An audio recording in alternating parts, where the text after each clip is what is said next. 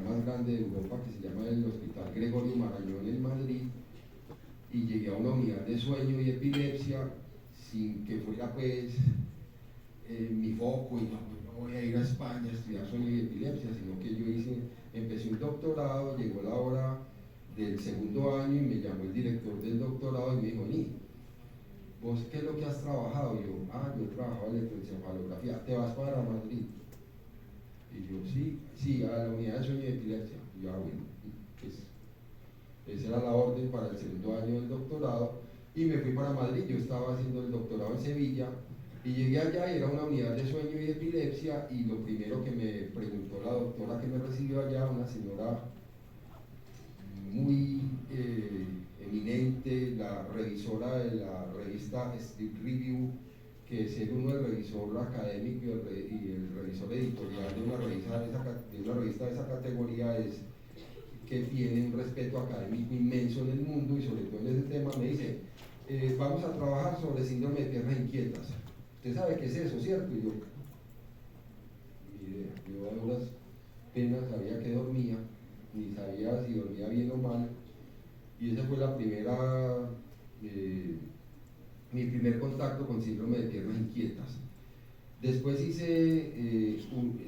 ese segundo año era necesario que uno hiciera una investigación corta, que se llama una tesina, y sustentar el asunto, y lo que hice fue hacer una revisión de los pacientes que habían consultado con el supuesto diagnóstico de síndrome de piernas inquietas en el Hospital Gregorio Marañón en los últimos 20 años, y a partir de ahí la doctora hizo una publicación y anotó mi, pues, porque yo había hecho el trabajo, pero no era pues porque yo supiera mucho de eso.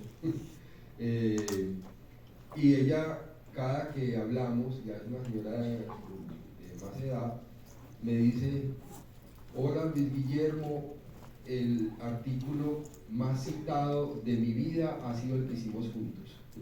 Entonces yo saco pecho y dije: no, sí doctora, es que trabajamos bien. Hicimos un reporte muy interesante sobre, para el síndrome de piernas inquietas se necesitan 4 condiciones específicas: necesidad imparable de tener que mover las extremidades a la hora de dormir o mientras está dormido. Entonces el sujeto está chapaleando ahí dormido. 2, esa necesidad de estar moviendo las piernas, o esa sensación de calambre de hormigueo que va desde la rodilla a los pies, se mejora si el paciente camina. 3, una vez que camina o se pone compresas de agua fría o se masajea, vuelve a la cama, intenta dormirse y vuelve a empezar a chapalear. Entonces esas condiciones se tienen que cumplir todas, y si no, el diagnóstico no es síndrome de piernas inquietas, sino que puede ser otro distinto, que se llama movimientos periódicos de las extremidades. Una de las cosas que hay detrás de eso, y por eso fue que traje la historia, es que una de las teorías es que los pacientes que tienen síndrome de piernas inquietas tienen déficit de hierro. Y en el déficit de hierro es importante porque el hierro es un cofactor para el paso de L-dopa a dopa. La tirosina se convierte en L-dopa, la L-dopa se convierte en dopa, y aquí en la mitad hay hierro que se necesita para que se haga esa conversión. Si hay baja de hierro, entonces no hay dopa. Y esa es, digamos, una teoría que se ha extendido desde 1995, todavía no se ha demostrado de manera concreta, y la publicación que hicimos nosotros fue demostrar que en los últimos 20 años, en las consultas de ese hospital sobre síndrome de piernas inquietas, que tenían todos los estudios sobre depósitos de hierro, ferritina, transferrina, transporte de hierro, habían 4 pacientes que, a pesar de tener todo normal, tenían síndrome de piernas inquietas. Entonces, es tan raro eso. Si la teoría más aceptada es que hay déficit de hierro, estos 4 que están aquí, porque no tienen ninguna alteración ni en los depósitos, ni en el transporte, ni en los receptores, ni en ningún asunto que tenga que ver con el hierro. Respuesta final, pues debe haber otra teoría. Lo más sospechoso es que sea el hierro, y habrá digamos, algunos argumentos básicos de L-dopa-dopa que no se produce suficientemente, pero le tengo 4 que están normales en el hierro, y aparentemente debe haber otra explicación. Entonces ella hizo la publicación, fue e hizo la presentación en el Congreso Mundial de Sueño de ese momento, 2001, y cada que hablamos todavía me dice la publicación más citada, porque todavía no se sabe cuál es la vía alterna para que se produzca síndrome de piernas inquietas. De 7 a 10% de las personas en el mundo tienen síndrome de piernas inquietas, entonces eso tiene bastante importancia en la parte de medicina del sueño y tiene que ver entonces con DOPA. Seguimos aquí, entonces lo que hace pues GABA es que va a hacer hiperpolarización de células posinápticas impidiendo la transmisión del impulso nervioso, es decir, bloquea la posináptica y puede haber otro asunto que se conoce como activación fásica. ¿Qué es eso? Pues que los receptores de GABA tienen un efecto muy especial en todo lo que tiene que ver con los ritmos del sistema nervioso central. Acuérdense que yo les decía que el sistema nervioso central tiene 4 ritmos básicos. Uno es cuando yo estoy ahí sentado con los ojos abiertos, otro es cuando yo estoy sentado con los ojos cerrados pero estoy despierto, otro es cuando me estoy quedando dormido y otro es cuando estoy dormido completamente. Entonces, el estudio de esos ritmos del cerebro dan origen a otro asunto que desde 1967 se volvió muy trascendente, que es el estudio de la polisomnografía de sueño nocturno, que es el registro electroencefalográfico de los sujetos que están durmiendo y en donde se clasifican unas etapas. 80% del tiempo en sueño no REM o no MOR, que no hay movimientos oculares rápidos, y solo 20% en el sueño MOR, que sí hay movimientos oculares rápidos y que es realmente el momento en que uno tiene descanso y que puede tener la sensación de confort cuando despierta. ¿Cuál es la clave de dormir bien? Que uno logre tener de 3 a 5 momentos de sueño MOR en la noche. Si tiene más, muy bueno, pero de 3 a 5 es suficiente, y si tiene menos vas a tener la sensación de que tu sueño fue insuficiente, que tu sueño no fue reparador, que tu sueño no fue confortable y que debes sueño. Y la deuda de sueño siempre se paga. Se queda uno dormido en cualquier parte, o no tiene atención, o está irritable, o en fin, de eso hablaremos después. Entonces aquí GABA tiene una actividad fásica que ayuda a mantener el control del ritmo del cerebro para que usted esté activo. Dormí muy bien, me relajé mucho, ahora tengo la mejor disposición. Dormí muy mal, ay, qué jardera todo esto, vuelvo y caigo. Muy bien, y hay otra cosa que se llama inhibición tónica, que tiene que ver con el aumento de la concentración de GABA extracelular, que ahí es donde aparece la acción de la glía, en donde se genera una reserva de GABA para producir entonces la inhibición, esa sincronía entre tener una inhibición tónica o una inhibición fásica, dependiendo de las necesidades que tenga pues el cerebro. Luego, esas neuronas GABAérgicas tienen unas localizaciones específicas. Miren las estructuras donde hay más GABA. Acuérdense que al inicio les dije 20% de la inhibición del cerebro se la debemos a GABA, y miren qué es lo que está inhibiendo. Y aquí yo estoy inhibiendo el tálamo, que es el centro de relevo más importante que tenemos en el sistema nervioso. Está inhibiendo las funciones de los ganglios basales, que van a controlar el objetivo, la sincronía, la coordinación de los movimientos. Está inhibiendo el hipocampo, que tiene que ver con memoria y con aprendizaje, entre otras cosas, el tronco encefálico, que tiene que ver con automatismos, y el hipotálamo, que es otro centro muy importante, que controla emociones, que controla sensibilidad, que controla parte de la función motora. Entonces, las zonas donde yo tengo neuronas que obedecen al sistema GABAérgico es muy diverso, pero miren en sitios tan esenciales donde está presente.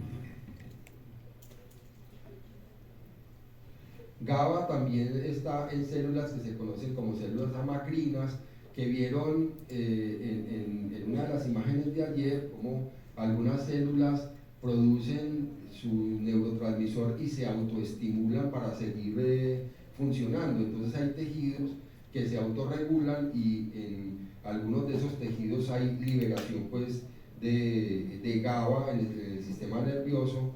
Una segunda situación que es muy importante para la sobrevida es el asunto de la inervación de las células bipolares en la retina, que permiten que usted diferencie texturas, colores, distancias, y que usted vea en un momento dado. Y aquí aparecerán unos receptores que se dividen en tres grupos, unos que se llaman receptores GABA A, otros GABA B y otros que son simplemente transportadores.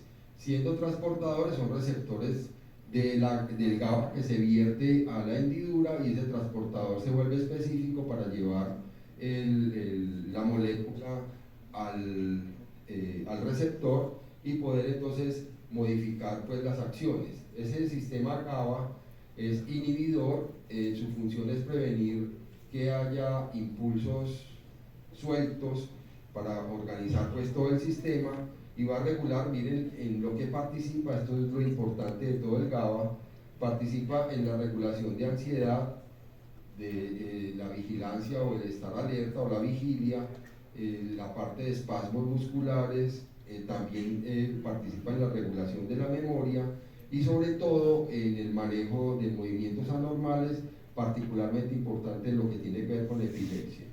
Muchos de los medicamentos psiquiátricos actúan a través de GABA, y eso es importante tenerlo en consideración porque también habrá efectos secundarios. Entonces, uno de los problemas de los medicamentos psiquiátricos son los efectos secundarios consecuentes. Ya no estoy ansioso, pero no duermo. Ya no estoy ansioso, pero tengo la boca seca a toda hora. Ya no estoy ansioso, pero no tengo erecciones. Y pues obvio, eso es parte de la vida. Y entonces uno dice, ah, no, entonces escoja.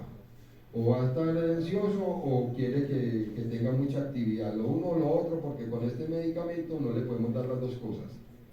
Y la gente pues hará la selección que le parezca, pero siempre en parte de lo que les decía de la farmacología, uno debería encontrar el medicamento correcto que tenga los mínimos efectos secundarios o colaterales, o los mínimos efectos adversos que el paciente pueda tolerar, y que se tome el medicamento con gusto. Yo qué necesidad tengo de tomarme un antihipertensivo si finalmente el antihipertensivo me mantiene con dolor de cabeza. La posibilidad de que un paciente se mantenga en esa terapia va a ser mínima, entonces habrá que buscar una opción distinta a ese como tal. Hay unos inhibidores de una enzima que se llama la ECA, y los inhibidores de la ECA se usan mucho como antihipertensivos a través de canales de calcio y producen tos seca. Desde que me estoy tomando el antihipertensivo tengo una toseta. Entonces usted dirá, hombre, yo prefiero estar hipertenso que no siento nada, de pronto me mareo, me da dolor de cabeza y corro una cantidad de riesgos, o quiero estar tosiendo a toda hora. ¿Cuál es la opción? Pues hombre, no, siquiera no todos los antihipertensivos funcionan a través de la inhibición de la ECA, hay otros, hay vasodilatadores, hay otros que trabajan a través de renina y angiotensina, y habrá otras opciones, pero los inhibidores de la ECA no todo el mundo los tolera, y eso es lo que uno tiene que saber. Pero lo curioso es que van donde un médico general y este dice, ah, no, se lo tiene que tomar de malas mismo. Y va donde otro y le cambia el nombre. No, vea, es que este se llamaba nifedipina, y entonces tómese este otro que le pusieron un nombre comercial que es la misma nifedipina, y siguen repitiéndole, muy creativos, le siguen dando el mismo medicamento, y obvio el paciente sigue tosiendo y sigue aburrido. Al final el paciente toma la mejor decisión, y no va a tomar eso, y después lo regañan que le dio un derrame porque usted no se tomaba el antihipertensivo. Y pero es que yo venía aquí y les decía que me daba tos y ustedes no hicieron nada. Ayer vi un paciente en el hospital Alma Mater, ayer tuve un día larguito, terminé un diplomado a las 10 de la noche que estoy estudiando yo todo despachado de 5 a 10 de la noche. Tengo un diplomado de homeopatía clínica, martes, miércoles y jueves. Y entonces ayer vi en la clínica, en el hospital Alma Mater con los estudiantes, un señor que había tenido un antecedente de obstrucción arterial aguda en el miembro inferior izquierdo. Le hicieron un puente, una cosa que se conoce como bypass en los términos ingleses, pero en español es que le ponen una arteria aquí de la parte ilíaca a la femoral para que tenga mejor circulación, y entre comillas lo primero que tenía un dedo necrótico, el dedo gordo del pie izquierdo, ya se le había puesto negro, le mejoraron la circulación, se le cayó un pedacito del dedo, él dijo, no, eso me cayó como una costrica, y entonces tenía ahí mochito el pedacito de dedo, pero ya en el miembro inferior izquierdo, en el derecho, dijo, mire, yo fui 10 veces donde el médico general y le decía, tengo punzada en estos 3 dedos, el gordo, el segundo y el cuarto, tengo unas punzadas, yo veo unos punticos negros, necesito que por favor me evalúe. No, usted no tiene nada, eso se ve bien. 10 consultas, eso se ve bien, hasta que en la última consulta el señor llegó con el primer dedo necrótico, prácticamente todo el dedo negro, y él se lo tocaba así, y este más se va a caer en la mano con el pedacito, un dedo negro, y los otros 3 dedos también necróticos, ya sin ninguna viabilidad, ya con gangrena, que se llama gangrena seca, no había una sobreinfección adicional, con dolor intenso, porque cuando uno le está cuando tiene un tejido hipóxico, duele, arde y el dolor es insoportable, el señor con dolor, y dice, ya fui donde el doctor, le mostré cómo estaba el pie y me dice, vas a tener que ir a consulta especializada. Entonces, en estos casos le decía yo a los estudiantes, yo estaba con estudiantes de quinto semestre, y yo, mira, ves esto, se te repite, sabes la fisiopatología, sabes qué es lo que está pasando, tienes unos antecedentes previos, ya sabes que el señor tiene una obstrucción y vos te quedas ahí, no tenés nada. Y para acabar de ajustar, tenés el descaro de cobrar por eso. Te pagan un salario por hacer el trabajo bien hecho, no haces ni siquiera el salario, pero cobras. Y después te quejas que porque te pagan poquito. ¿Sí?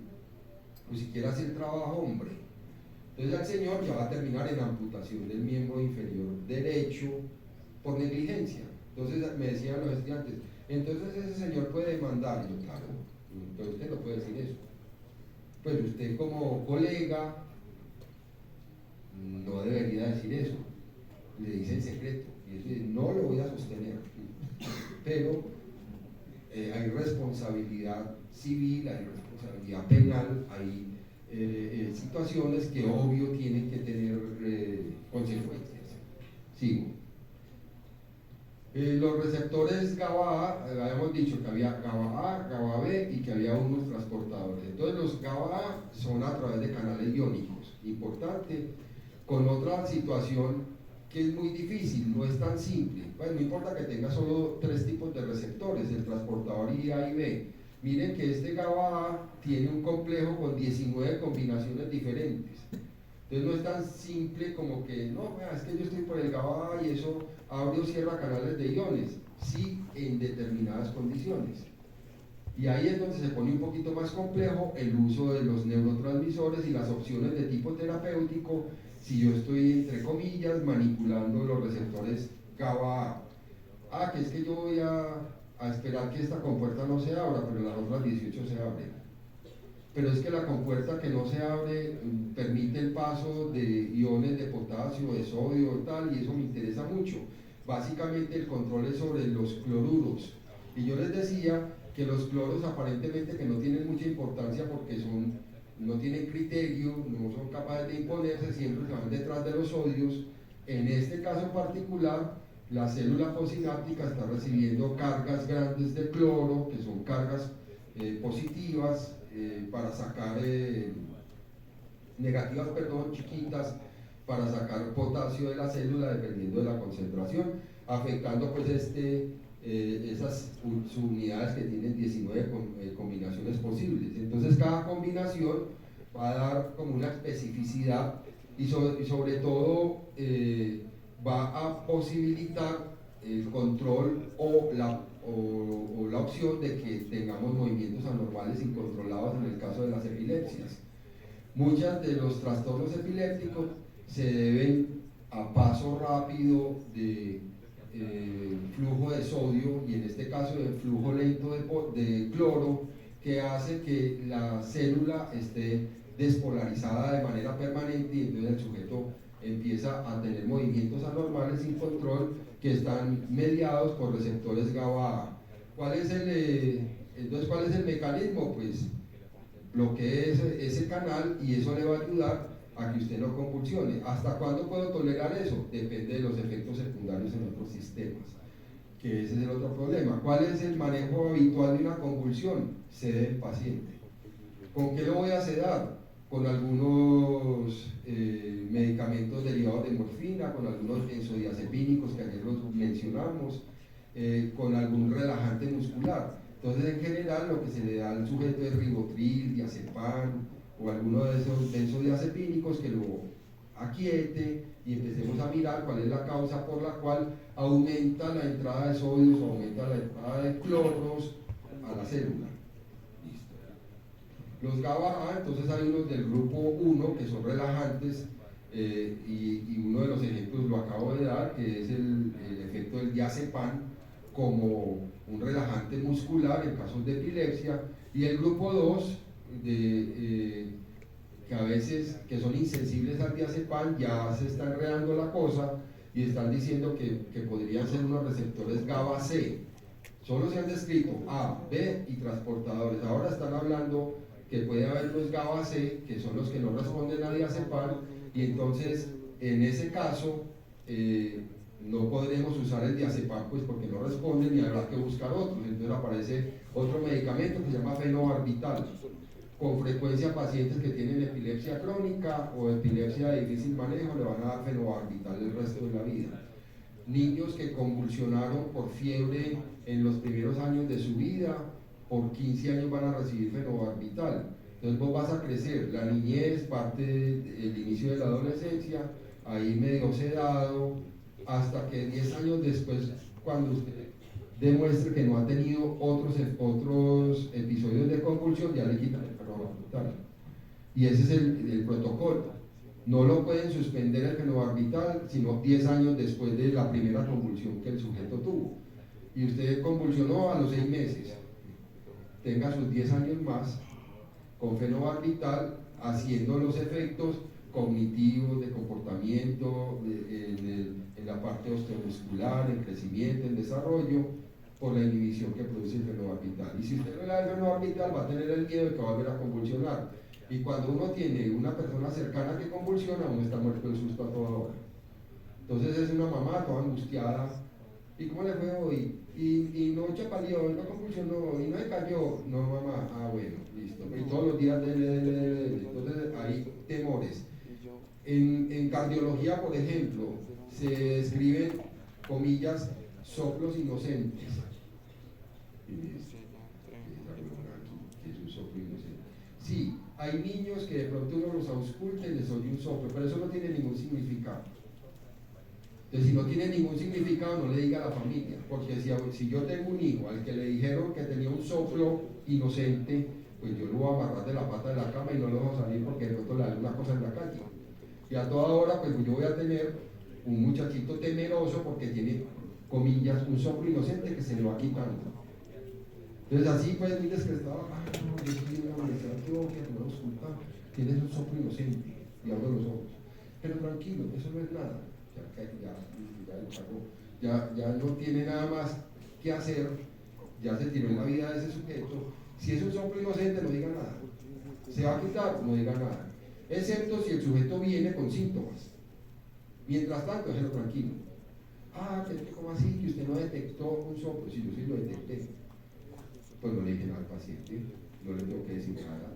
No todo lo que uno le detecta a los pacientes se lo tiene que decir. No estás escondiendo información, déjelo escrito en la historia, pero no se lo diga al paciente para que no le dañe la vida. Si eso no tiene mayor trascendencia, no esconde información, es otra cosa distinta. Por el otro lado, los receptores GABA-B. ¿Qué hacen los receptores GABA-B? Tienen que ver con canales de calcio. Los A con canales de cloro, los B con canales de calcio.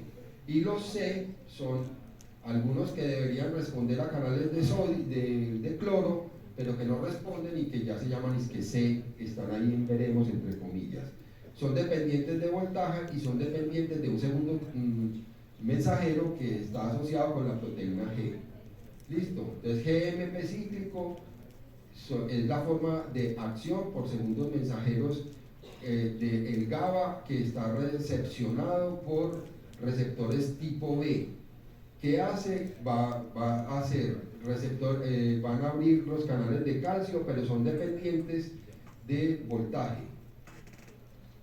Y aquí tienen pues el ejemplo típico en la ilustración pues de cómo está la vía del GABA en el cerebro que tiene y los objetivos terapéuticos que yo pudiera usar si yo necesitara modular los canales de GABA. Ahí tienen. Entonces uno es que yo actúe sobre las vesículas, otro sobre los receptores, otro sobre los receptores A, sobre los B, sobre el transporte o sobre los canales de iones.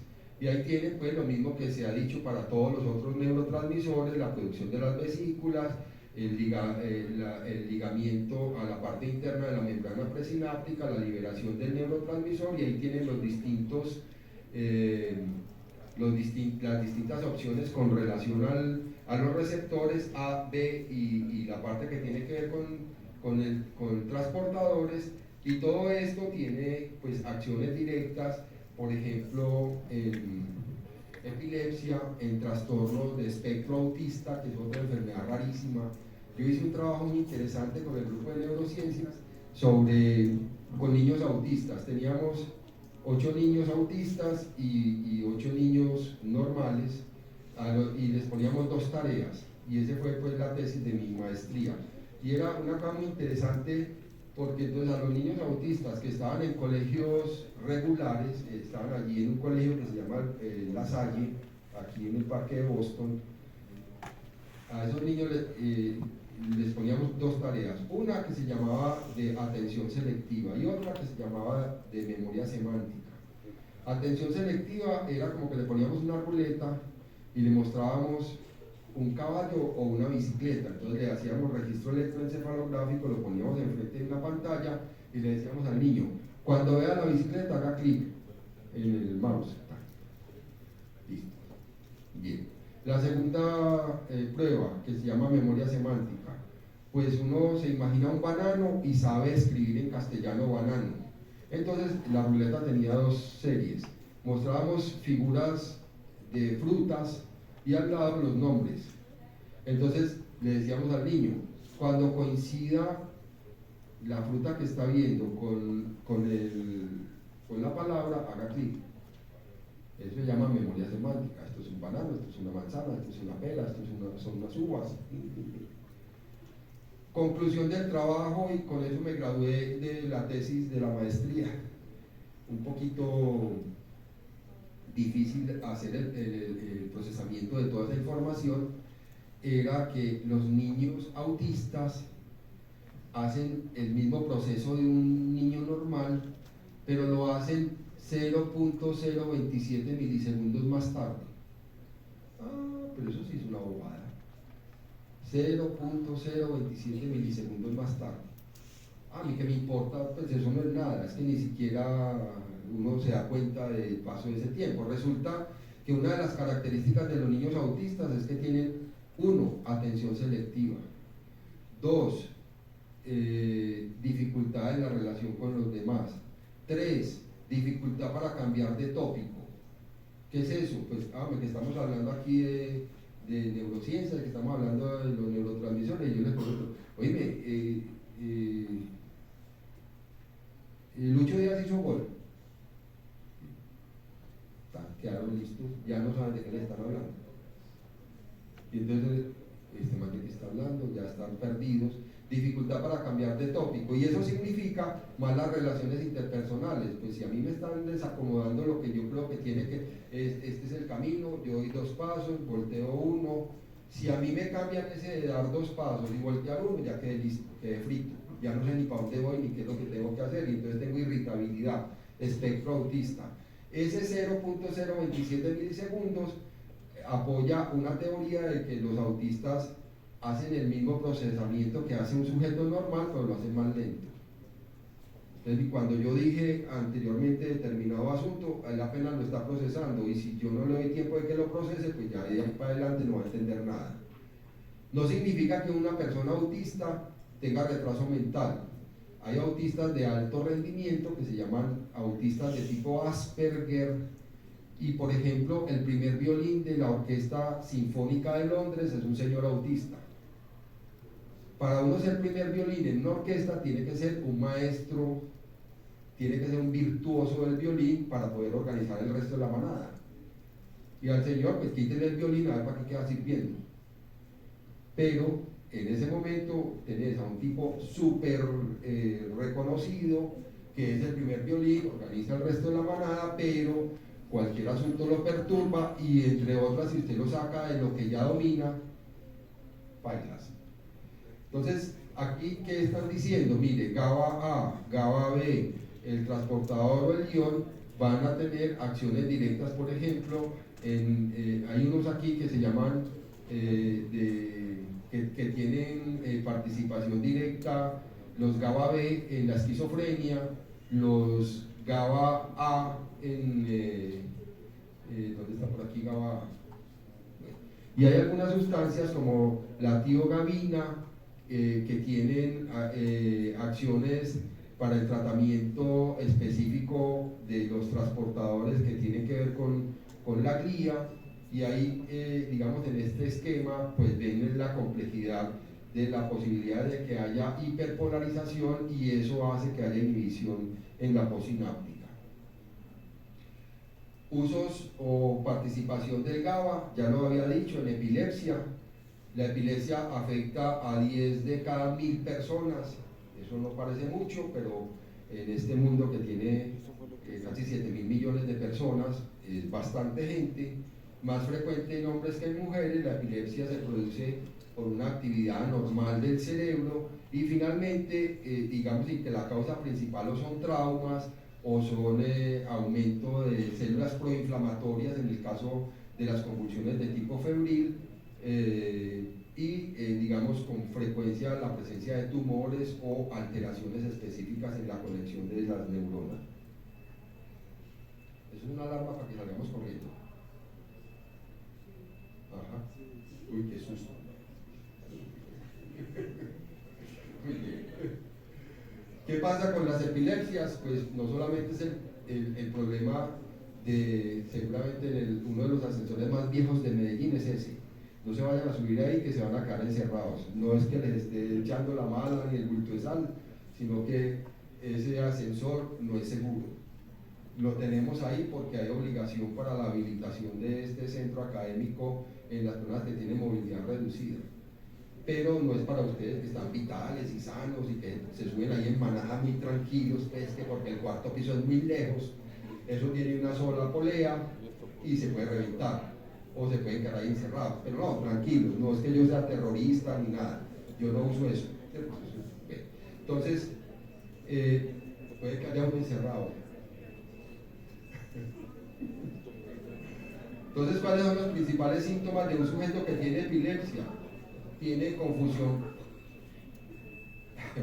confusión temporal o pérdida de conocimiento. Les decía que las crisis de epilepsia pueden ser focalizadas o pueden ser generalizadas y pueden tener adicionalmente pérdida de conocimiento y o relajación de esfínteres. Eso es importante porque la gravedad de los movimientos epilépticos van a tener que ver con las secuelas que eso deja.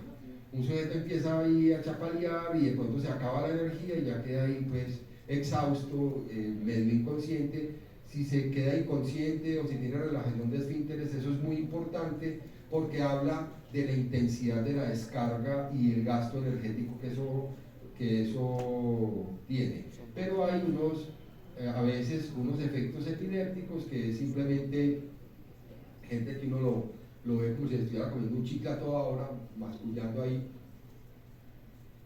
Esos movimientos no son normales o que se quedan con la mirada perdida, como si los desconectaran, son crisis de ausencia, o si tienen movimientos específicos de una parte del cuerpo y la intensidad dependerá de la parte que está afectada en los distintos sitios que habíamos mencionado, que si es el hipocampo, que si es el tálamo, que si es los ganglios basales, donde es que se está descontrolando la inhibición que se requiere pues en ese sistema. Las convulsiones generalizadas pues tienen digamos afección de todo el cerebro, de los hemisferios, y entonces la particularidad de la epilepsia dependerá de cuáles son las zonas que están afectadas en el cerebro. Muchos de los adultos jóvenes que hacen epilepsia se deben a alteraciones de los receptores GABA A. Acuérdense que los receptores GABA A son concentración de cloro. El GABA tiene un papel muy importante pues en la epilepsia y digamos que otra de las formas de yo bloquear esa posibilidad es interviniendo en la descarboxilación del glutamato para que yo no tenga GABA disponible y no me van a bloquear pues en los canales esos receptores tipo A. Muchos de los tratamientos de la epilepsia pues hacen que se bloquee la producción de GABA y los fármacos pues que se utilizan son especialmente las benzodiazepinas, que eso fue lo que ya habíamos mencionado y que les había mostrado en ese esquemita. Los receptores de GABA son especialmente o para barbitúricos que les mencioné, el fenobarbital, o para las benzodiazepinas como el ribotril, el clonazepam, el diazepam, etcétera, que lo que hacen es ocupar los receptores A y dar la posibilidad de aumentar el flujo de cloro. Y el otro que está de moda, pues, o digamos que son la evolución que se llama el valproato de sodio, o el ácido valproico, es otra de las opciones desde el punto de vista funcional que ayudan a, que lo que hacen es disminuir el metabolismo de GABA y también pueden ser otro, ahí se llama, desde el punto de vista comercial se llama Valcote. Ustedes escucharán de pronto gente que está tomando eso para evitar las convulsiones. A veces el Valcote también se recomienda en pacientes que tienen jaqueca crónica, migrañas de manejo difícil, y les dan un anticonvulsivante y tienen buenos efectos desde el punto de vista del manejo de dolor en la cefalea. Otra de las situaciones gravísimas en las que participa el GABA es en la presencia de un trastorno mental muy grave, prácticamente irreversible, que llama la esquizofrenia. La esquizofrenia es impresionante. Miren, cuando yo estaba estudiando, yo estoy hablando de la antigüedad, yo soy egresado hace 35 años, entonces cuando estaba estudiando es hace 40, nos llevaban al hospital mental por 8 semanas, pues no nos hospitalizaban, sino que uno iba 8 semanas al hospital mental, y en ese hospital mental le asignaban 3 pacientes distintos. Uno que tuviera una adicción, otro que tuviera un trastorno, digamos, de depresión y ansiedad, y otro paciente que tuviera esquizofrenia. Entonces a mí me asignaron a un señor, yo fui a ver, me fui para donde él, oiga, mi hombre, ¿cómo se llama? Carlos. Ah, muy bien, Carlos. ¿Vos sabes por qué estás aquí? No, yo no sé. Entonces yo le dije, no sabes, pero a mí me dijeron que vos estás aquí porque vos mataste a tu hermano. Y yo sí. Claro, yo sí sé eso. Y yo, y entonces, ¿vos por qué lo mataste? Pues, ¿cómo es que ocurre que uno ha matado a un hermano? Dice, porque esas cositas que se le están subiendo ahí por la camisa me dijeron que había que matarlos. Y yo, ¿cuáles cositas son? Yo no veo nada. Yo no estoy viendo ninguna cositas. No, es que usted no las puede ver. Solo las vemos nosotros. Y nosotros ¿quiénes? De nosotros, los que pertenecemos a la Santísima Trinidad. Entonces yo le digo, bueno, sí, mucho gusto, yo no conocía a nadie de la Santísima Trinidad. ¿Quiénes son los otros dos? Regina 11 y Juan 23. Carlos, Regina 11 y Juan 23, la Santísima Trinidad, si no sabían. Pues ya es otra revelación en esta clase. Entonces, esa situación de un sujeto que tiene esquizofrenia no tiene conciencia de sí mismo. Las acciones que hace se deben a órdenes de un ente superior, que solo los ven ellos. Y al final, como yo no hice eso, sino que a mí me dieron una orden y yo le tengo que obedecer, yo no soy responsable. ¿Listo? Por 8 semanas conversé con Carlos, hice pues como todo el diagnóstico, toda la cosa. Cuando yo era estudiante de medicina tenía un negocio, vendía jugos, sándwiches, hamburguesas, y bien, todo bacán. Cualquier día fui a la minorista y me encontré con mi hermano. Doctor, ¿cómo le va? Yo soy el rey de las lechugas aquí en la minorista. Y yo, venga, yo le consigo las lechugas. Y ay, pues mamá, este man me va a matar. Querían las cositas. Pues lo habían cuadrado, le habían organizado el GABA, le estaban dando el medicamento, yo no sabía si se lo estaba tomando o no, pero ya estaba ya trabajando en la violinista. Y bueno, sobreviví, ya aquí estuve, el hombre no hizo nada en contra mía, entonces Carlos, el rey de las lechugas, yo ya iba a la violinista a comprarle la lechuga para las cosas que vendía, ciertas madrugadas de mi vida, pero bueno. Entonces, en esquizofrenia hay deterioro cognitivo, hay alucinaciones y delirios, una de cada 300 personas en el mundo, eso es mucho, tiene trastornos esquizofrénicos. Y lo que está pasando aquí realmente es que en algunos de las en el proceso de GABA hay una interferencia en el metabolismo del GABA. Se disminuye la producción de GABA y entonces todavía faltan estudios sobre cuáles son las causas efectivas de la esquizofrenia, pero se sabe que tiene que ver con canales con la producción de GABA, y obviamente los medicamentos psiquiátricos para resolver la esquizofrenia están pues por ese camino, pero insisto en lo que les decía ayer, si yo no sé bien la fisiopatología, yo no voy a encontrar la solución. Tengo sospechas y de pronto me suena la flauta. Les decía, por ejemplo, que el sildenafilo, que es el Viagra, lo estaban investigando como antihipertensivo y terminaron, desde el punto de vista del mercadeo, vendiéndolo para otra cosa. También pasa lo mismo con la gabapentina y con la lírica, que tenían las indicaciones primero como anticonvulsivante y después digo, no, pero es que esto maneja el dolor, y sobre todo el dolor de origen neuropático. Ah, sí, bueno, listo. Entonces, como para el dolor de origen neuropático no hay nada, entonces ya no digamos que es anticonvulsivante, sino que digamos que ayuda pues al dolor de origen nervioso.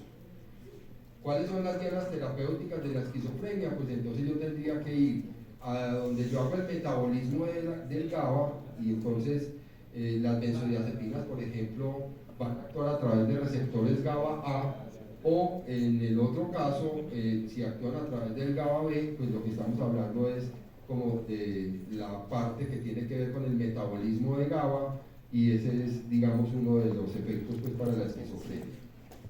Se acabó, entonces ya teníamos acetilcolina, después teníamos el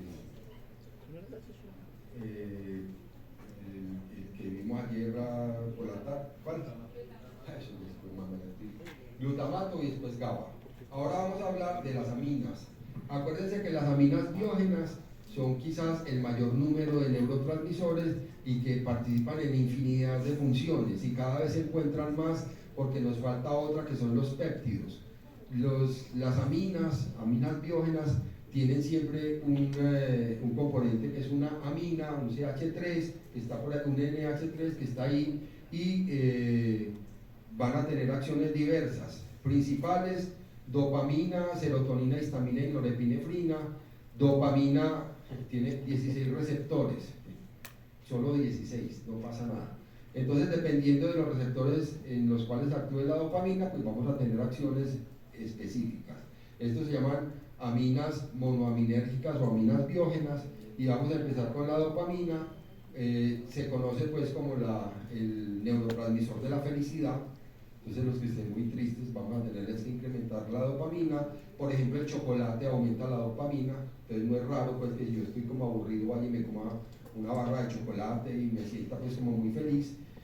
Participa en el enamoramiento, en el placer y en la relajación. Uy, quiero dopamina. Interviene en procesos de memoria y de aprendizaje como otros, acetilcolina, etc. Y sobre todo regula un asunto que es muy importante, que es la regulación de los recuerdos. Eso es muy curioso porque las abuelas se acuerdan de cosas que uno dice, y usted cuando estaba chiquito me robó una panelita, y yo, ay, pues mamá, yo no me acuerdo de eso. Sí, tenga la pela que le debía porque... yo he tenido relaciones de pareja en donde, y es que tal día, tal hora usted hizo tal cosa, y ay, pues mamá. Entonces hay gente que se queda en esa obsesión de los recuerdos X, que no los resolvió en ese momento y los saca cuando menos piensa uno y dice, tan rarito esto, yo mejor me voy. Sigo. Hay neuronas que producen catecolaminas endógenas, en este caso pues son las dopaminas, y tiene que ver básicamente controles específicos de la cognición y del movimiento, memoria, aprendizaje, recuerdos a corto y a largo plazo, mediados pues por dopamina.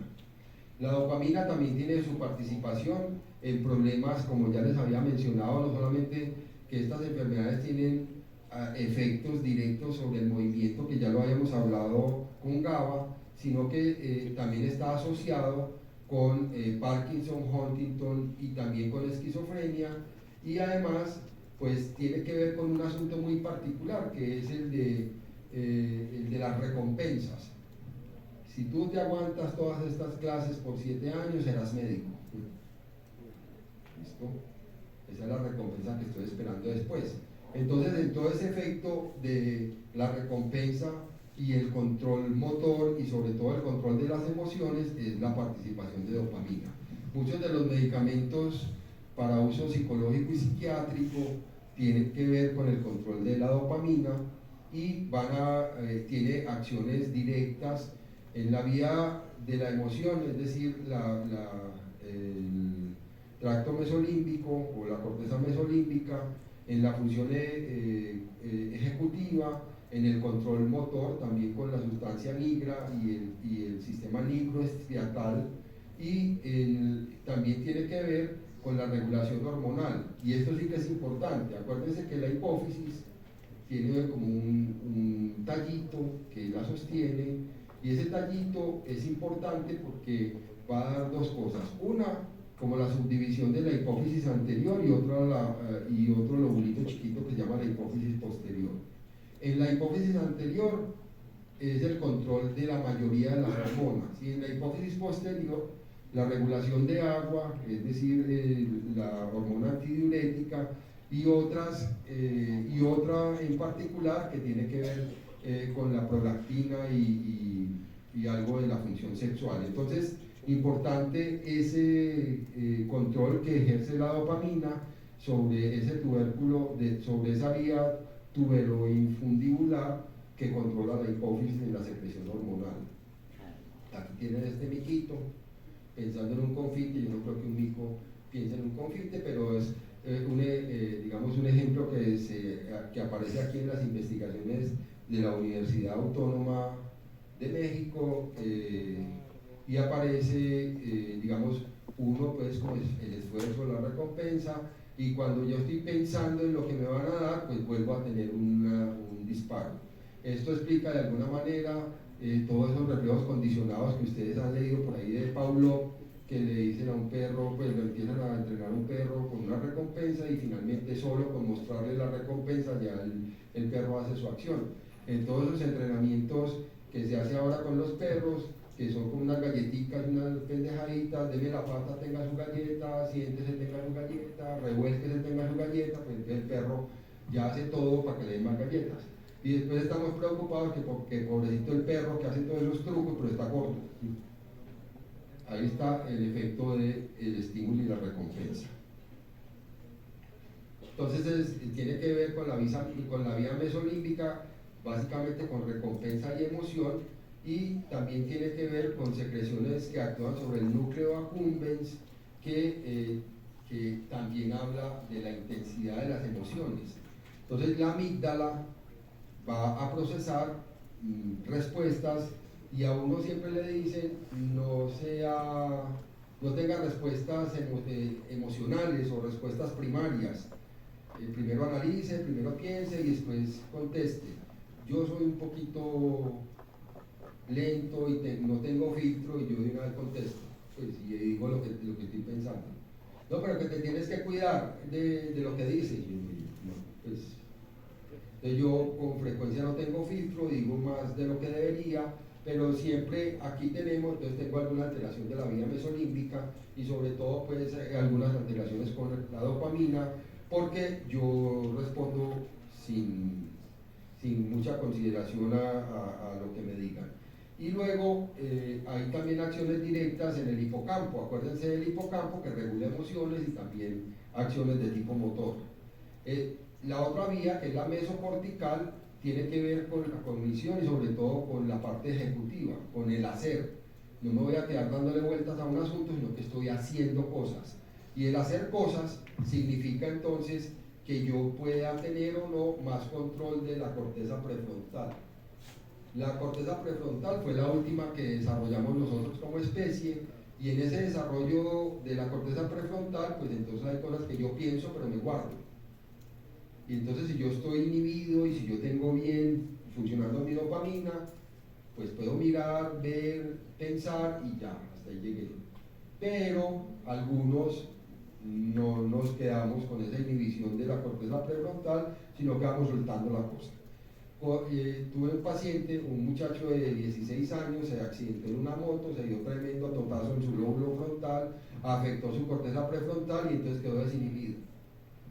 Entonces el pelado siempre tenía cali con la mamá, y entonces en un ascensor se paraba en el ascensor y empezaba a mirar de arriba abajo a alguna mujer o a alguno. ¿Cómo estás? No, yo te quisiera comer. Y mamá, no, tranquilo, no te preocupes, lo que pasa es que... Y explicaba todo lo que le había pasado al muchacho, porque el hombre estaba absolutamente desinhibido diciendo todo lo que estaba pensando. Uno puede pensar cosas, pero no las tiene que decir todas. ¿Queda claro? Si las quiere decir todas, pues digamos, aténgase a las consecuencias.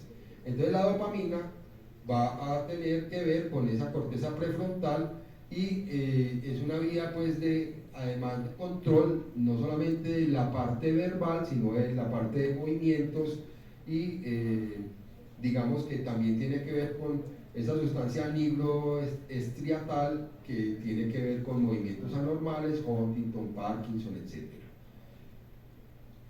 La tuberoinfundibular, ya les había explicado, tiene que ver fundamentalmente con el hipotálamo, pero también con la glándula hipófisis en el control hormonal, y sobre todo, digamos que a partir de alteraciones de la dopamina se inhibe la secreción de prolactina, o se aumenta la secreción de prolactina a través de unos receptores que se llaman D2.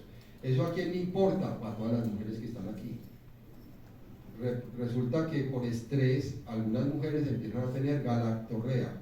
¿Qué es eso? Secreción láctea por la mama sin tener embarazo.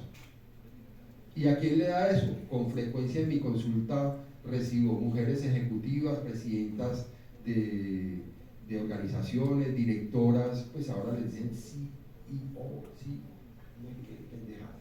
Entonces, antes eran gerentes, ahora, o presidentes, ahora son CEO. Entonces esas directoras que tienen a su cargo infinidad de funciones, por ejemplo, la decana de AFIT es una mujer, la jefe, la directora del grupo Nutresa es una mujer, y cada vez hay cargos obvios, llegan súper estresadas, que se me fue la menstruación, que tengo amenorrea, que no estoy en embarazo y tengo secreción láctea por la mama. Y vamos y miramos, y tiene entonces inhibición, tiene aumentada de dopamina y tiene aumento de la prolactina. Y vamos a tenerle que dar un bloqueador del canal de dopamina para que no estimule la producción de prolactina, y todos muy felices, vía esta vía que se llama tuberoinfundibular, secundaria a estrés, situaciones específicas. La nigroestriatal, todo lo que tiene que ver con movimiento, ya lo habíamos dicho, esas vías son cruciales además en el aprendizaje y sobre todo en la generación de hábitos. A veces uno, hombre, vos por qué madrugas tanto, yo siempre he madrugado. Ah, pero es que deberías dormir más. Pues sí debería, porque estoy despierto desde las 3 que hago, pues me tengo que entretener en alguna cosa. Ya fui al gimnasio, hice ejercicio, hice 2 horas de ejercicio, ahora estoy aquí y sigamos hasta hoy, hasta las 10 de la noche en ese curso. Haciendo cositas, ahí entretenido, entonces uno va teniendo hábitos. La disfunción de la vía nigroestriatal tiene que ver, les había dicho, con Parkinson y Huntington, y digamos la teoría es desequilibrio de las vías de dopamina que hacen que no haya regulación. Aquí tienen el dibujito maravilloso, lo que va a pasar con la vía tuberoinfundibular, la mesocortical, la nigroestriatal y la mesolímbica, las acciones directas sobre distintas zonas, el núcleo accumbens, la corteza, el putamen, la sustancia nigra, y los efectos específicos que tiene que ver con movimientos anormales, lo que les decía, síndrome de piernas inquietas, epilepsia y otros asuntos que yo pudiera bloquear a través de aquí, lo que les decía, a partir de tirosina, la conversión a L-dopa y luego de L-dopa a dopa, aquí deberíamos tener hierro y aparece un trastorno que se conoce como síndrome de piernas inquietas, pero hay otros pues que son trastornos de movimiento que van a aparecer aquí también relacionados con dopa. La dopamina entonces es el resultado de la descarboxilación de L-dopa, la base inicial es tirosina, eso lo habíamos mencionado, y además pues tiene un transportador que le ayuda a prevenir el estrés oxidativo que la descompone y después va a ir a tener las acciones en distintos receptores. ¿Cuáles receptores? Ahí tienen, son por lo menos 16 receptores hasta donde van descubiertos hasta ahora. Pues aquí tienen los principales de D1 a D5 y entonces estarán acoplados a segundos mensajeros, especialmente a proteína G, GMP cíclico mediando esto. Todo lo que está mediando a través de segundos mensajeros, acciones más lentas pero más duraderas, y entonces hay dos familias principales, unos receptores tipo 1 que tienen entonces receptores de D1 al D5 y receptores tipo 2 que son los D2, D3 y D4. ¿Eso para qué sirve? Para entender algunas funciones en particular. Entonces los D2, que son menos frecuentes que los 1, tienen una afinidad de 10 a 100 veces mayor que los D1. Son más poquitos pero son más eficaces. Y eso es importante, entonces dependiendo de la localización, vamos a tener que buscar desde el punto de vista farmacológico si yo voy a bloquear los D1 o los D2 y a partir de ahí, ¿qué es lo que voy a bloquear? Entonces aquí dicen que cuando se bloquean los D1 se produce la estimulación de la vía de la adenilciclasa y a partir de ahí hay fosforilación, translocación de proteínas y eso hace que las acciones en el núcleo y la expresión de genes se presente. Entonces los receptores de dopamina van a participar fundamentalmente en esto: aprendizaje, plasticidad sináptica y formación de memoria a largo plazo. Si usted está mal de dopamina, pues puede que se acuerde de cositas ya, pero ahorita que salgan no, ¿qué fue lo que habló? 2 horas ahí aguantándonos eso no sé nada. Memoria a largo plazo. Y luego hay otros receptores específicos, los tipo D2, también son proteína G inhibidora. Si no hay proteína G, no hay segundo mensajero, y si no hay segundo mensajero, no hay expresión génica en el núcleo de la posináptica. Y hay otra situación en particular que es que libera una cascada de activación en donde se abren los canales de potasio. Habíamos dicho que hay neurotransmisores que funcionan a través de sodio, de cloro, de calcio, y estos funcionan a través de potasio, y esa señalización es crucial pues para la sobrevivencia y para la neurogénesis. Ahí es donde se habla de plasticidad cerebral. ¿Cómo hago yo para tener plasticidad cerebral? Aumento la conectividad. Hay células nuevas, muy poquitas en realidad, pero las que hay, mientras más conectadas estén, pues de eso, eso va a permitir la posibilidad de ir ganando nuevos conocimientos, ir reemplazando conocimientos previos, teniendo recuerdos a corto, mediano y largo plazo, tener empaquetamientos de memoria que se van guardando en distintos sitios y que yo los puedo ir reconectando o recordando de alguna manera. A veces cosas muy simples como la evocación. Si usted pasa por una panadería que están horneando pan, usted, uy, qué bueno, se vende más que pan caliente, y voy para allá, así no quiera, solo la evocación de una cosa que sea agradable. Participación de dopamina en situaciones muy complejas como la enfermedad de Parkinson. Ya les hice pues como un recuento de lo que era la enfermedad de Parkinson, pero también hay una participación específica de los pacientes que tienen enfermedad de Parkinson. Se caracterizan primero por movimientos estereotipados y finalmente por rigidez. Incluso en la cara, los con enfermedad de Parkinson, la descripción en semiología les dicen tiene cara de pomada. Cara de pomada, eso es que pues mire un tarrito de pomada que no expresa nada. Y los pacientes con enfermedad de Parkinson básicamente no tienen ninguna expresión, como si fuera una estatua. le pasaba a mi mamá que tuvo enfermedad de Parkinson, mamá, reíte. Eso es todo. Ya. Y ella tenía una, digamos, inexpresión permanente, no quiere decir que no sintiera, o que no estuviera feliz, o que no expresara qué tan feliz o qué tan aburrida estaba, pero para un paciente que tiene rigidez permanente habrá que forzarlo a que, así como la sonrisa de las fotos, pues ya han variado, ya sacan en la trompa, ¿cierto? Eso pues, es lo que ve uno, pues, pero no sé, eso es porque van evolucionando, ¿sí? Digo yo, pues.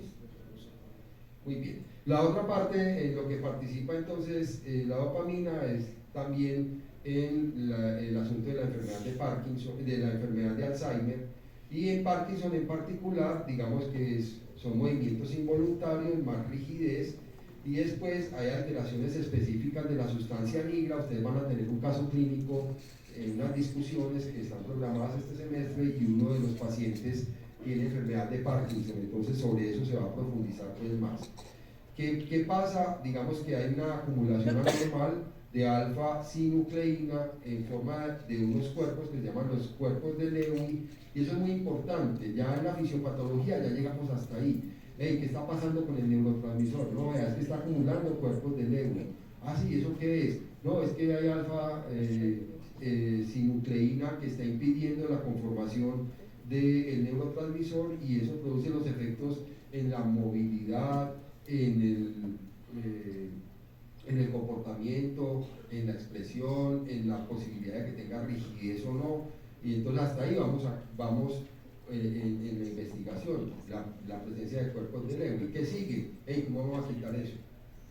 Y entonces hasta ahora hay ciertos medicamentos que se le dan a los pacientes con enfermedad de Parkinson, especialmente una cosa que se llama L-Dopa, y con L-Dopa pues los pacientes se mejoran un poquito, les quitará como los movimientos, pero no les quita tanto la rigidez, y eso es lo que los angustia mucho, además de los efectos ya desde el punto de vista comportamental.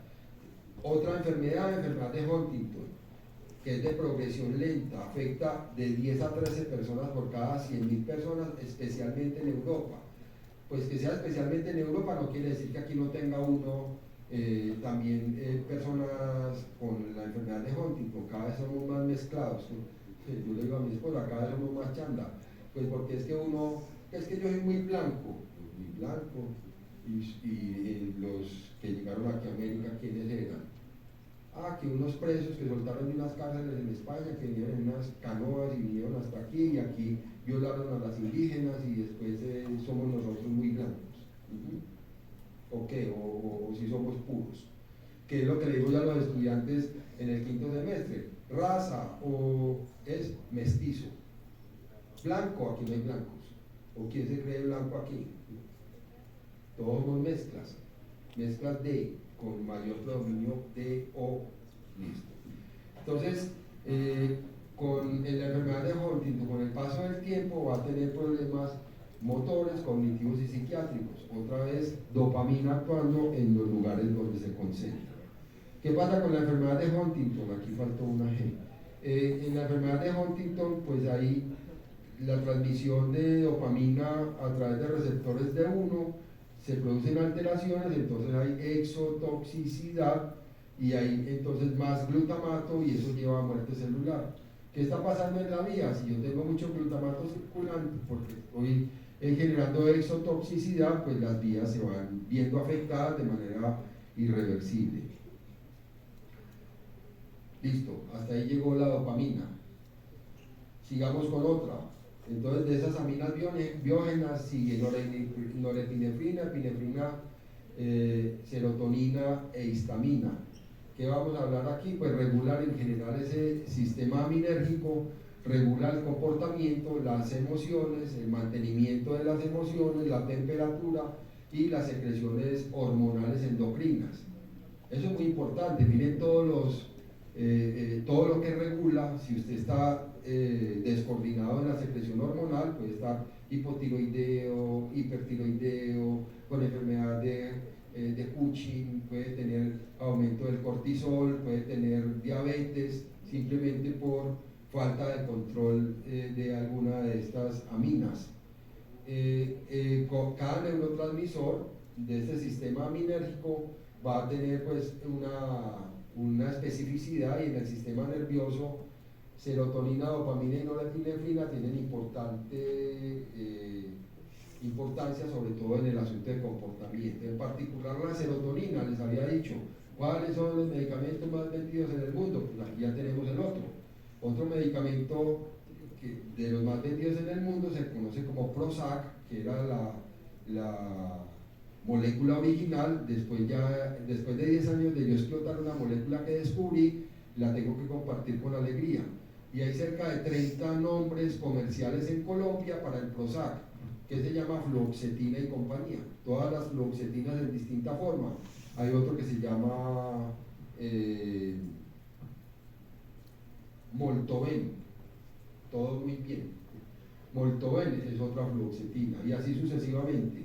Hay más de 30 nombres comerciales que tienen el mismo efecto, que es inhibición de la enzima que va a quitar la serotonina de los canales posinápticos, y entonces va a aumentar la concentración de serotonina. Mantener concentraciones altas de serotonina me da tranquilidad, paz, felicidad, y aquí tenemos muchos medicamentos. Entonces hay nombres comerciales: sertralina, fluoxetina, venlafaxina, desvenlafaxina, Pristic, etcétera, etcétera, y vamos sumando más de 30 medicamentos que pudieran tener ese mismo efecto.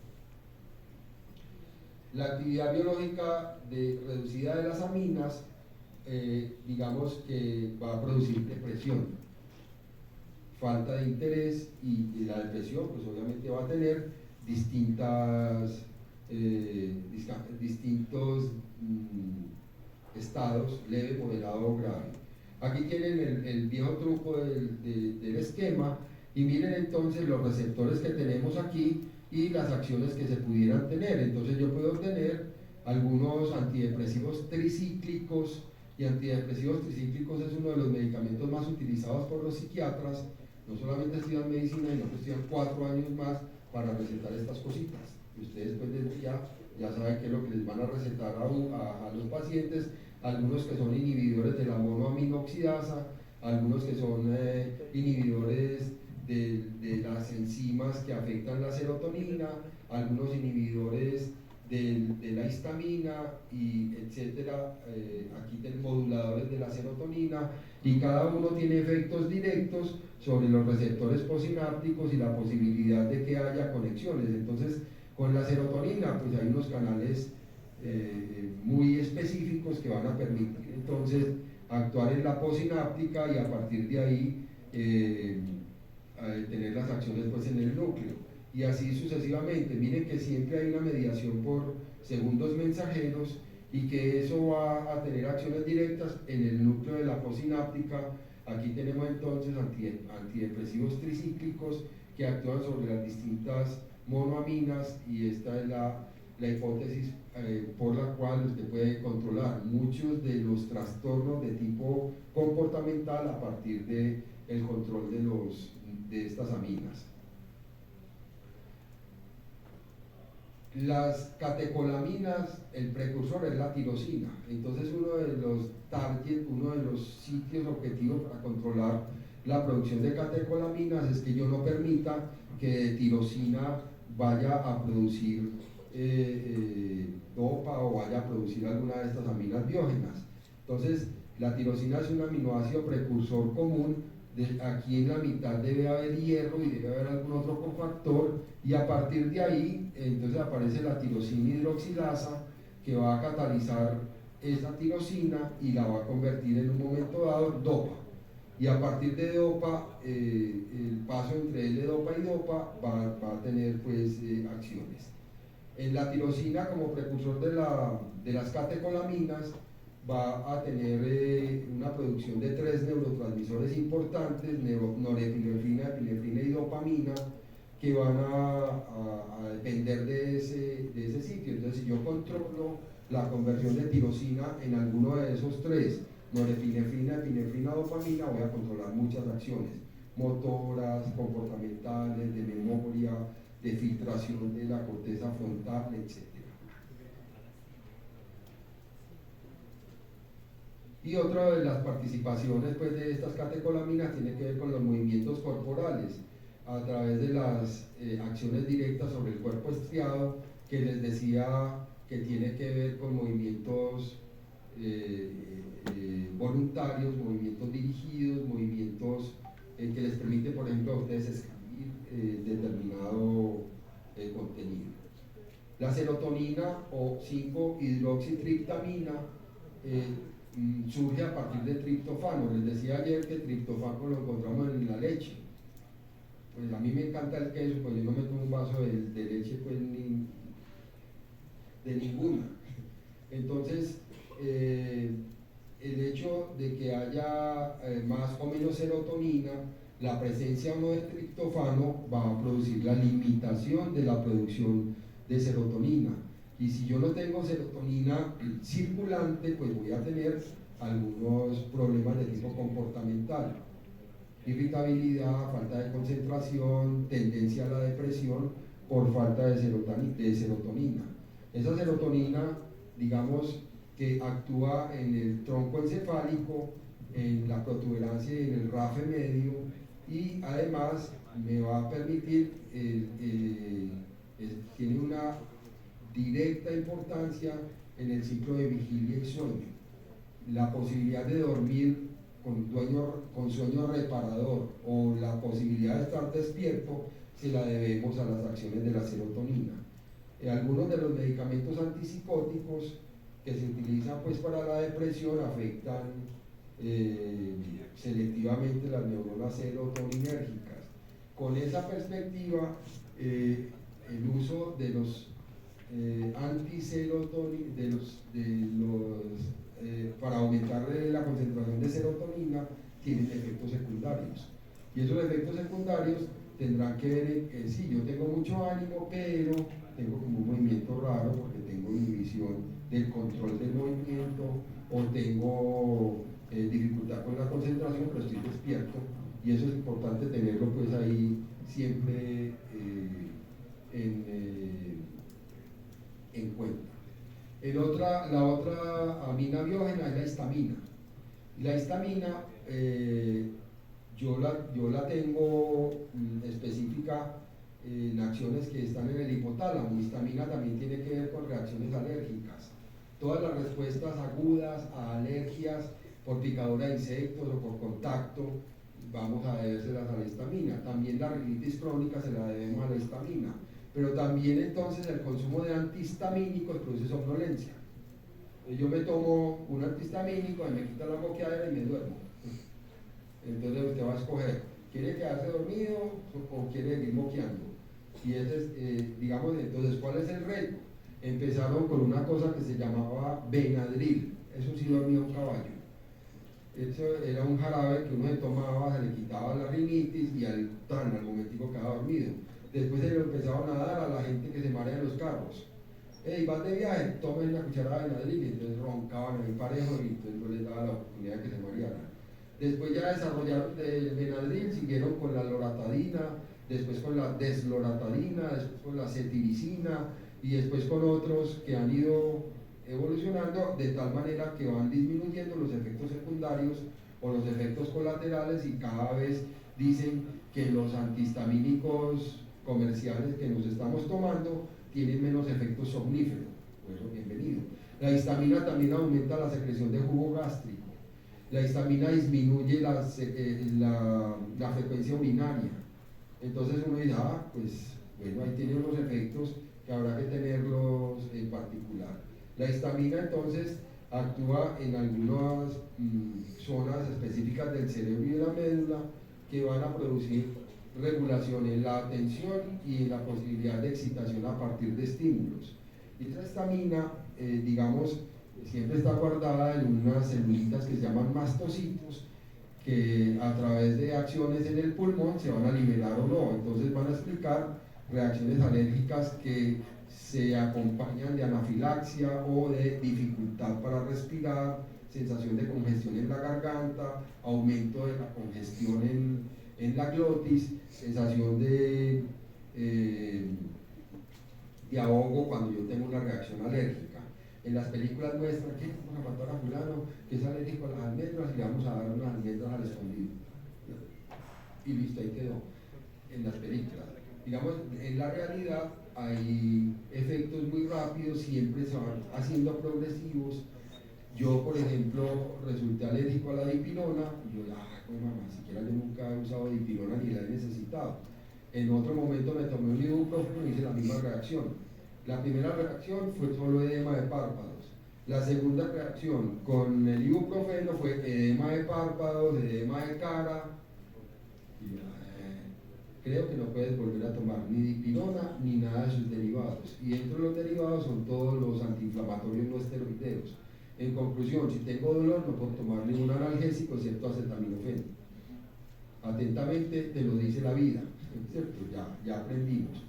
Pero ¿cómo así que usted no sabía que era alérgico a la dipirona? Pues yo no sabía, es que nunca me habían puesto eso. Ya se lo pusieron, ya sabe que es alérgico, no se lo vuelva a poner, y todo bien. Entonces, forma de, vamos a eliminar a este man, de dipirona. Sí, porque ya la tercera reacción probablemente se acompañe también de dificultad respiratoria, no solamente que se me hinchen los cachetes y los párpados, sino que se me va a dermatizar la vida. Listo. ¿En qué participa entonces la histamina? También con la serotonina en asuntos relacionados con la depresión. La depresión es un problema gravísimo de salud pública. La Organización Mundial de la Salud dice, entre otras cosas, pues que hay síntomas como tristeza, pérdida de interés, anedonia o falta de disfrute de lo que habitualmente uno disfrutaba, falta de apetito, sentimiento de culpa, falta de confianza, etcétera, etcétera, lo que ven ahí. Y esa depresión, pues lo que hace es que hay unos factores genéticos asociados, pero además hay una disfunción de las vías que tienen que ver con el metabolismo de serotonina e histamina, y esa disfunción pues va a producir funciones específicas que están alteradas a través de la afectación de las hendiduras sinápticas que reaccionan a esas moléculas biogénicas. Entonces, la depresión y la serotonina, concentraciones bajas de serotonina se han relacionado entonces con estados depresivos, con alteraciones en el ciclo del sueño y vigilia, con falta de apetito en cuanto a comer, pero también falta de apetito sexual, y con alteraciones y cambios en la temperatura corporal y alteraciones en el ciclo circadiano. Eso es muy importante desde el punto de vista de vivir. Esas anomalías de las concentraciones de dopamina en otro momento también afectan la concentración y la motivación. Seguimos hablando de aminas biógenas, pero también en la noradrenalina se produce falta de interés en lo que la gente hace, y además hay alteraciones del sueño y falta de confianza en sí mismo. Todo lo que tenga que ver entonces con aminas biógenas, en particular la serotonina, que es la más estudiada, pero también la dopamina, pues van a tener todos estos efectos que ya les he mencionado aquí. La histamina en la depresión, pues al igual que los demás, van a actuar a interactuar con otros neurotransmisores, particularmente algunos que actúan a través de receptores NMDA. ¿Se acuerdan del que vimos, el principal excitador del sistema nervioso? Los que actúan a través de NMDA, AMPA y kainato, que van a tener acción directa sobre las conexiones neuronales. Hasta ahí llegamos. Si tienen dudas, preguntas o reclamos me dicen. Por ahí me habían pedido que si tenía alguna bibliografía. Hay 3 libros que se los compartí a un compañero, no sé si está, ahorita no lo había visto, ya le